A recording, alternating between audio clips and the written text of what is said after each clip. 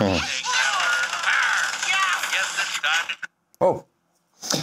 pas de chanson aujourd'hui.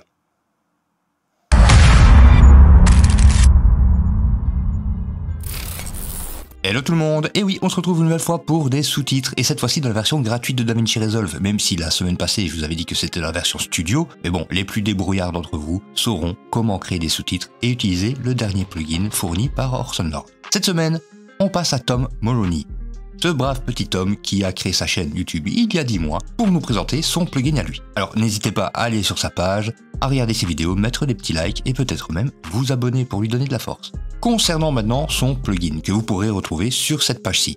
Il donne plusieurs informations, par exemple qu'il a fait une toute petite école à peine connue, hein, le MIT, bon, jamais entendu parler, et que, en plus de ça, il nous a fait ça dans différentes versions, c'est-à-dire pour Windows, pour Mac et pour Linux.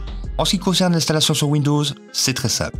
Par contre, pour les installations sur Mac ou Linux, là il faudra passer par une installation manuelle dont il explique toutes les étapes. Il suffit de les suivre une à une. En ce qui concerne les utilisateurs de Windows, vous n'avez qu'à télécharger Python 3.12.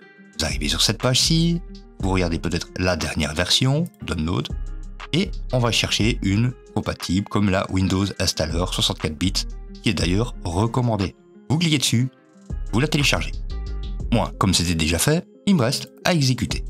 Par contre, ici, étape très importante, n'oubliez pas de sélectionner le @python.exe, comme ceci.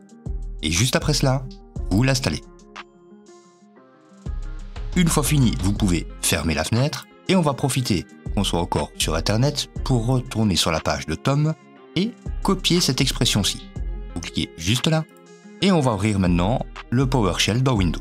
Pour ça, menu démarrer, dans les recherches, vous pouvez tout simplement taper Power et sur le Windows PowerShell, vous faites un clic droit, exécuter en tant qu'administrateur.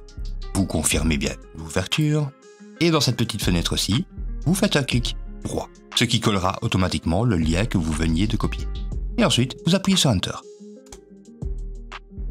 Et vous laissez l'installation se faire. Une fois fini, vous pouvez fermer la fenêtre et démarrer DaVinci Resolve.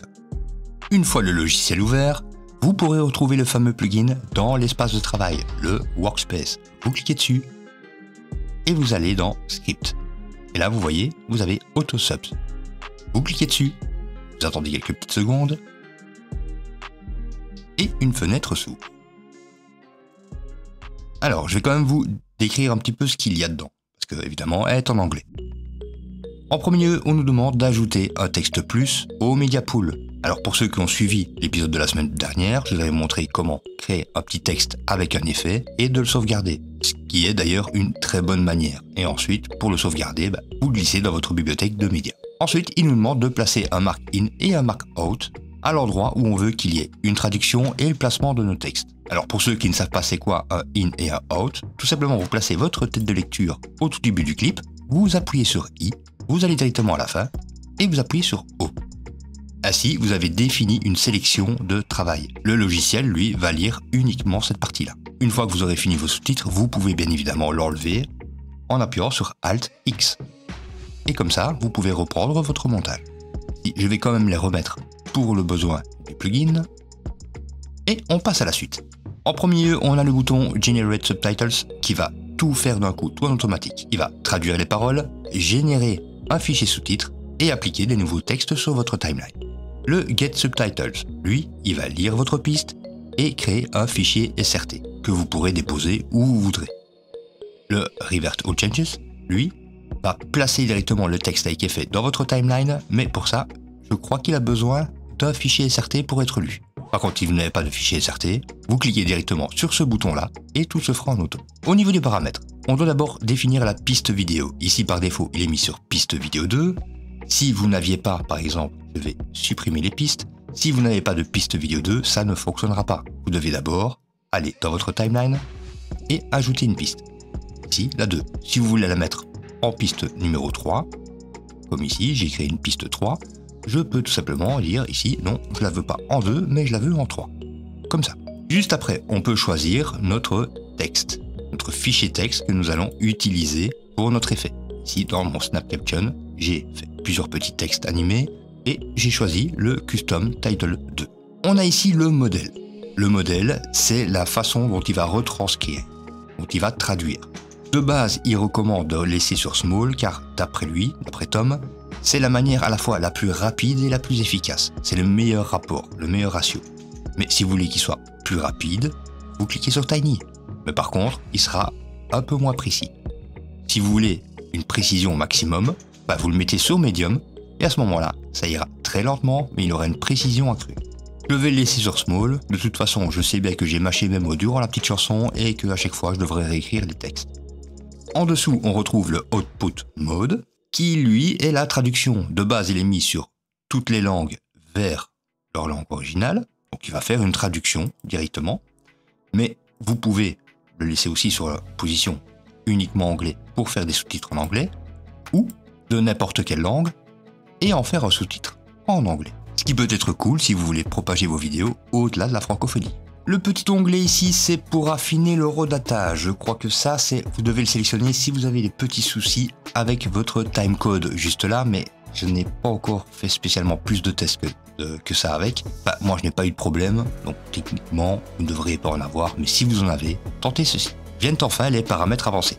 Ici, on peut déposer le fameux fichier SRT si vous en possédez déjà un. Ici, on peut définir le nombre de mots maximum par texte, le nombre maximum de caractères. Pour ceux qui ont suivi l'épisode de la semaine passée, apparemment, il a mis les mêmes paramètres. Le split by gap, c'est l'écart qu'il va y avoir entre chaque texte. Donc ici, il va garder 0,4 secondes, qui est déjà pas mal. Le censored word, lui, c'est pour, comme il est écrit, c'est pour censurer des mots. Vous n'avez qu'à taper ici les mots que vous voulez censurer directement lors de la transcription.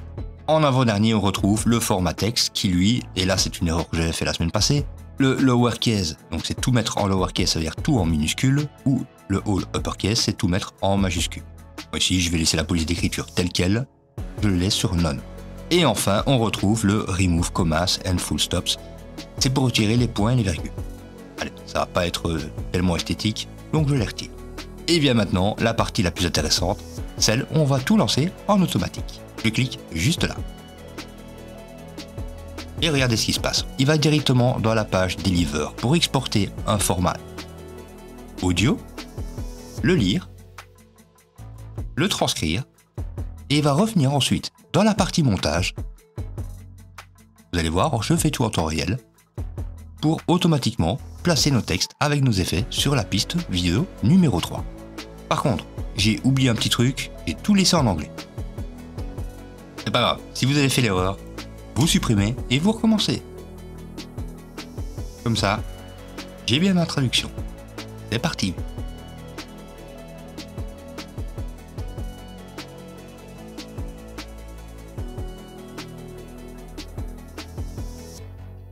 Et voilà qui est fait. Il était temps, petit navire. Ah bah ça va, j'ai moins de choses à rectifier que sur le dernier plugin.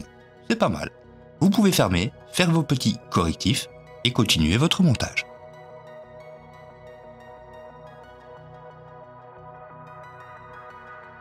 Et voilà, j'ai fini. Par contre, j'ai quand même remarqué quelque chose. De temps en temps, il arrive d'avoir une image qui passe au noir. Comme ceci. Pour régler le problème, vous pouvez tout simplement maintenir Alt, copier votre fichier texte, supprimer l'original, et ensuite vous placez votre copie à la place. Et voilà, problème réglé.